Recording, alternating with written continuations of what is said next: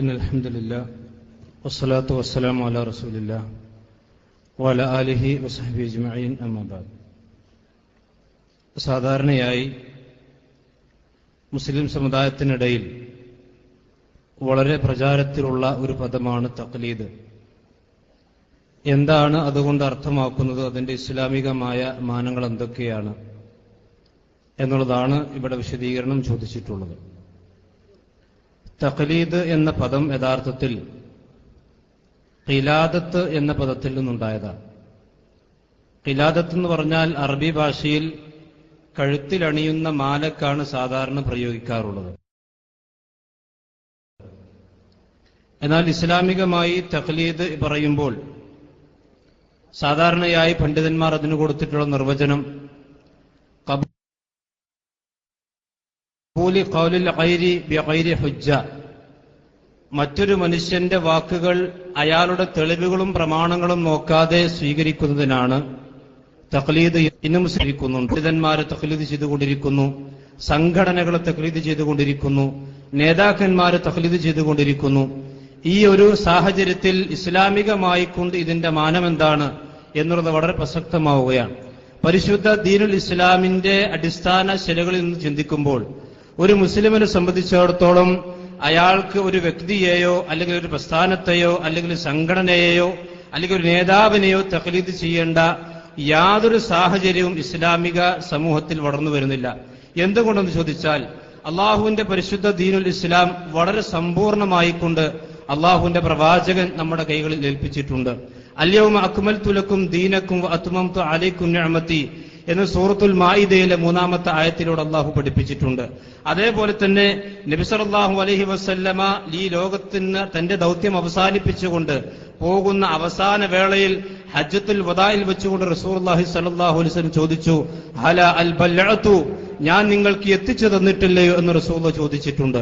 അപ്പൊ ദീനിന്റെ ഏതൊരു ചെറിയ വിഷയമാണെങ്കിലും എത്ര വലിയ വിഷയമാണെങ്കിലും ശരി, അതിൽ ഏതെങ്കിലും അള്ളാഹുവിന്റെ പ്രവാചകന്റെ നിർദ്ദേശങ്ങളോ അല്ലെങ്കിൽ ഖുർആനിന്റെ നിർദ്ദേശങ്ങളോ ഇല്ലാതെ അല്ലെങ്കിൽ അതിലേക്ക് വ്യക്തമായ സൂചനകൾ കൊടുക്കാതെ ഒന്നും തന്നെ അള്ളാഹു സുബ്ഹാനഹു വ തആലയോ റസൂലുള്ളാഹി സ്വല്ലല്ലാഹു അലൈഹി വസല്ലമയോ നമുക്ക് മുമ്പിൽ വിട്ടേച്ചു പോയിട്ടില്ല.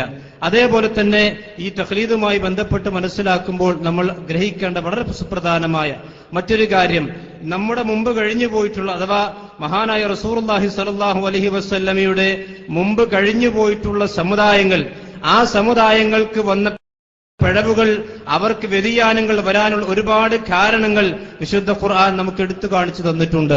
അതിൽ വളരെ പ്രധാനപ്പെട്ട ഒരു കാര്യമായി, വളരെ മർമ്മപ്രധാനമായ കാര്യമായി അവരിൽ എണ്ണിപ്പറഞ്ഞ കൂട്ടത്തിൽ അല്ലാഹു സുബ്ഹാനഹു വ തആല പറഞ്ഞത്, അവർ അവരുടെ പിതാക്കന്മാരെ തഖ്ലീദ് ചെയ്യുന്നവരാണ്, അവരുടെ പണ്ഡിതന്മാരെ തഖ്ലീദ് ചെയ്യുന്നവരാണ്.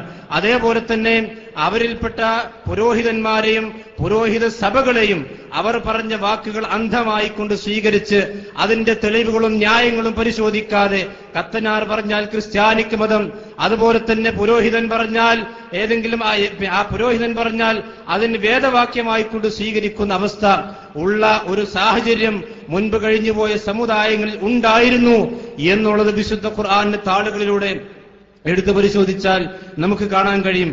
ഇത്തഖദു അഹ്ബാറഹും വറുഹ്ബാനഹും അർബാബൻ മിൻ ദൂനില്ലാഹ് എന്ന് ക്രിസ്ത്യാനികളായ ആളുകളെ സംബന്ധിച്ച്, അഹ്ലി കിതാബിന്റെ ആളുകളെ സംബന്ധിച്ച് വിശുദ്ധ ഖുർആൻ പഠിപ്പിച്ചിട്ടുണ്ട്.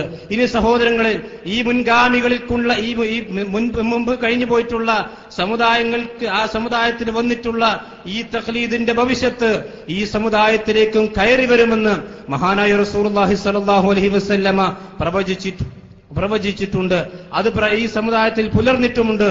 നിങ്ങൾ ആലോചിച്ച് നോക്കൂ, മഹാനായ റസൂലുള്ളാഹി സ്വല്ലല്ലാഹു അലൈഹി വസല്ലമയുടെ സ്വഹാബത്തിൽപ്പെട്ട ഒരാളും തന്നെ ഏതെങ്കിലും ഒരു സ്വഹാബിയുടെ വാക്കിനെ തഖ്ലീദ് ചെയ്യുന്ന അവസ്ഥ ഉണ്ടായിരുന്നില്ല. മഹാനായ അബ്ദുല്ലാഹി ഇബ്നു അബ്ബാസ് റളിയല്ലാഹു അൻഹുവിനോട് ഒരു മസ്അലയിൽ ഒരു കാര്യം വിശദീകരണം ചോദിച്ചപ്പോൾ അദ്ദേഹം മഹാനായ റസൂലുള്ളാഹി സ്വല്ലല്ലാഹു അലൈഹി വസല്ലമയുടെ ഒരു ഹദീസ് ആ സഹോദരന്റെ ശ്രദ്ധയിൽ കൊണ്ടുവരികയാണ്. അപ്പൊ അദ്ദേഹത്തോട് തിരിച്ചു ചോദിച്ചു, അബൂബക്കറിന്റെയും ഉമറിന്റെയും അഭിപ്രായം നിങ്ങൾ പറഞ്ഞ ഇതിനോട് യോജിക്കുന്നില്ലല്ലോ എന്ന് പറഞ്ഞപ്പോൾ മഹാനായ അബ്ദുല്ലാഹി ഇബ്നു അബ്ബാസ് റളിയല്ലാഹു അൻഹു പറഞ്ഞു, യൂശികു അൻ തൻസില അലൈക്കും ഹിജാറത്തും മിനസ് സമായി, നിങ്ങൾക്ക് മേൽ അള്ളാഹുവിന്റെ ചരൽമയ അല്ലെങ്കിൽ ആകാശലോകത്തിൽ നിന്ന് അള്ളാഹുവിന്റെ ശിക്ഷ നിങ്ങൾക്ക് വരാറായിരിക്കുന്നു എന്ന് ഞാൻ ഭയപ്പെടുകയാണ്. അഖൂലു ലക്കും ഖാല റസൂലുള്ളാഹി, അള്ളാഹുവിന്റെ പ്രവാചകൻ ഇങ്ങനെ പറഞ്ഞു എന്ന് ഞാൻ നിങ്ങളോട് പറയുമ്പോൾ നിങ്ങൾ എന്നോട് പറയുന്നു, അബൂബക്കർ ഇങ്ങനെ പറയുന്നുണ്ടല്ലോ, ഉമർ ഇങ്ങനെ പറയുന്നുണ്ടല്ലോ എന്ന് പറഞ്ഞുകൊണ്ട് നിങ്ങൾ എന്നെ തിരുത്തുകയാണോ എന്ന് ചോദിച്ചുകൊണ്ട് അബ്ദുല്ലാഹ് ബിൻ അബ്ബാസ് റളിയല്ലാഹു അൻഹു പ്രതികരിച്ചതായിക്കൊണ്ട് ഹദീസ് ഗ്രന്ഥങ്ങളിൽ കാണാം. ഇങ്ങനെ ഏത് മദ്ഹബിന്റെ ഇമാമിങ്ങളാണെങ്കിലും, ഇമാം അഹ്മദ് ബിൻ ഹംബലും അതുപോലെ തന്നെ ഇമാം ഷാഫിഈയും ഇമാം അബൂ ഹനീഫയും അവരെല്ലാവരും തന്നെ പറഞ്ഞിട്ടുള്ളത്, ഞങ്ങൾ പറഞ്ഞ വാക്കിന് തൊണ്ട തൊടാതെ വിഴുങ്ങി അത് വേദവാക്യമായി സ്വീകരിച്ച് അതിന് പ്രമാണമായി കണ്ട് അതിനപ്പുറം ഖുർആനിലേക്കും ഹദീസിലേക്കും നിങ്ങൾ തിരിഞ്ഞു നോക്കേണ്ടതില്ല എന്നൊന്നും അവർ പഠിപ്പിച്ചിട്ടില്ല. അവരൊക്കെ തന്നെയും പറഞ്ഞത്, ഇദാ ഖുൽതു ഖൗലൻ കിതാബുല്ലാഹി യുഖാലിഫുഹു ഫത്റുകു ഖൗലി, ഞാനൊരു വാക്ക് പറഞ്ഞിട്ടുണ്ടെങ്കിൽ അള്ളാഹുവിന്റെ കിതാബ് എന്റെ വാക്കിനെതിരാണെങ്കിൽ അള്ളാഹുവിന്റെ വാക്കാണ് നിങ്ങൾ സ്വീകരിക്കേണ്ടത്, എന്റെ വാക്കിനെ നിങ്ങൾ വലിച്ചെറിയുക എന്നാണ് എല്ലാ മദ്ഹബിന്റെ ഇമാമിങ്ങളും പറഞ്ഞിട്ടുള്ളത്. അതേപോലെ തന്നെ മദ്ഹബിന്റെ ഇമാമുകൾക്ക് ശേഷമുള്ള ലോകത്ത് കഴിഞ്ഞു പോയിട്ടുള്ള പൂർവ്വസൂരികളായ മുഴുവൻ പണ്ഡിതന്മാരും പഠിപ്പിച്ചത് അവരുടെ വാക്കുകളെയോ അല്ലെങ്കിൽ അവരുടെ പ്രവർത്തനങ്ങളെയോ തൊണ്ട തൊടാതെ വിഴുങ്ങി അതൊരു വേദവാക്യം പോലെ സ്വീകരിക്കണമെന്ന് അവരാരും തന്നെ പഠിപ്പിച്ചിട്ടില്ല. എന്നാൽ ഇന്ന് മുസ്ലിം സമുദായത്തിലുള്ള ഭൂരിപക്ഷം ആളുകളുടെയും നിലപാടുകൾ അങ്ങനെയാണ്. ഞങ്ങളുടെ മദ്ഹബ് ഒരു കാര്യം പറഞ്ഞാൽ അതിനപ്പുറം ഖുർആൻ ഉണ്ടാകട്ടെ, ഹദീസ് ഉണ്ടാകട്ടെ, ഞങ്ങൾക്കത് സ്വീകാര്യമല്ല. എന്റെ നേതാവ് ഒരു കാര്യം പറഞ്ഞാൽ ആ നേതാവിന്റെ വാക്കാണ് എനിക്ക് പ്രമാണം, അതിനപ്പുറത്തേക്ക് എനിക്ക് മറ്റുള്ളവന്റെ സംസാരം കേൾക്കേണ്ടതില്ല. എന്റെ സംഘടന ഒരു കാര്യം തീരുമാനിച്ചാൽ അതിന്റെ അപ്പുറത്തേക്ക് ഖുർആനും ഹദീസും നോക്കേണ്ട ആവശ്യം എനിക്കില്ല എന്ന രീതിയിൽ തഖ്ലീദ് പുനർജനിച്ചുകൊണ്ടിരിക്കുന്ന കാലഘട്ടത്തിൽ എത്രത്തോളം എന്ന് ചോദിച്ചാൽ, കേരളത്തിലെ അറിയപ്പെട്ടിട്ടുള്ള പണ്ഡിതനാണല്ലോ അബ്ദുൽ ഹമീദ് ഫൈസി അമ്പലക്കടവ്. അദ്ദേഹത്തിന്റെ മുജാഹിദ് പ്രസ്ഥാനം എങ്ങോട്ട് എന്ന പുസ്തകത്തിൽ കൃത്യമായി കൊണ്ട് അദ്ദേഹം എഴുതിയിട്ടുണ്ട്. എന്താണ് എഴുതിയത്? പണ്ഡിതന്മാർ എന്തു പറഞ്ഞാലും കളവാണെങ്കിലും അതുപോലെ തന്നെ അത് കളവാണെങ്കിലും ശരിയാണെങ്കിലും സാധാരണക്കാരന് പണ്ഡിതനെ പിൻപറ്റൽ നിർബന്ധമാണ്. പണ്ഡിതൻ സത്യം പറയട്ടെ, കളവ് പറയട്ടെ, അല്ലെങ്കിൽ ശരി പറയട്ടെ, അബദ്ധം പറയട്ടെ, സാധാരണക്കാരുടെ ബാധ്യത പണ്ഡിതർ പറയുന്നത് സ്വീകരിക്കലാണെന്ന കാര്യത്തിൽ ഇജ്മാ ഉണ്ട് എന്നിവരെ കേരളത്തിൽ പച്ച മലയാളത്തിൽ എഴുതിവിടുന്ന അവസ്ഥ വരെ ഉണ്ടായിട്ടുണ്ട്. അതുപോലെ തന്നെ ഈ രീതിയിൽ ഇന്നും ചില ആളുകൾ പ്രവർത്തിച്ചുകൊണ്ടിരിക്കുന്നു. ഞങ്ങളുടെ മദ്ഹബ് പറഞ്ഞതിനപ്പുറം ഹദീസ് കണ്ടാലും തല 3 പ്രാവശ്യം തടവേണ്ടതില്ല, ഒരു പ്രാവശ്യം തടവിയാൽ മതി എന്ന ഇമാം ബുഖാരിയുടെ സഹീഹുൽ ബുഖാരിയുടെ ബാബ് കാണിച്ചു കൊടുത്താലും ശരി, ഇല്ല, ഞങ്ങളത് സ്വീകരിക്കില്ല, ഞങ്ങളുടെ മദ്ഹബ് 3 പ്രാവശ്യം തടവലാണ് എന്നത് ഞാൻ പിടിച്ച മോലിന് 3 കൊമ്പ്, അല്ലെങ്കിൽ എന്റെ മദ്ഹബ് മാത്രമാണ് ശരി എന്ന നിലപാട് അത് തഖ്ലീദ് അബദ്ധമാണ്, ഇസ്ലാമിക പ്രമാണങ്ങൾക്ക് വിരുദ്ധമാണ്.